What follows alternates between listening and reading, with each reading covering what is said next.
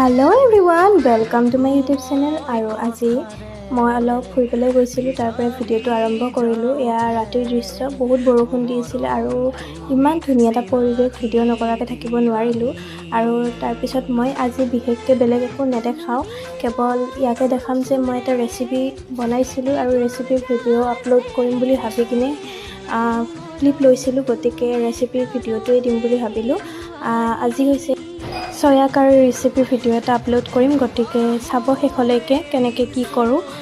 ফাৰ্ষ্টতে তাই মোক অলপমান হেল্প কৰি দিলে, মোৰ ভণ্টি হয়, তাই অলপ হেল্প কৰি দিলে আৰু তাৰপিছত মই বনাবলৈ আৰম্ভ কৰিলোঁ। ফাৰ্ষ্টতে হালধি নিমখখিনি দি তাৰপিছত চয়াবিনখিনি ভাজি ল'লোঁ। ফাৰ্ষ্টতে যিহেতুকে ভাজি ল'লে ভাল লাগে, গতিকে ফাৰ্ষ্টতে ভাজি ল'লোঁ আৰু ভাজি লোৱাৰ পিছত তাতে চব্জিখিনি ঢালি দিলোঁ। কিন্তু চবেই যিহেতুকে বনাবলৈ জানে, কিন্তু মই কেনেকৈ বনাওঁ সেইটোহে দেখুৱাইছোঁ।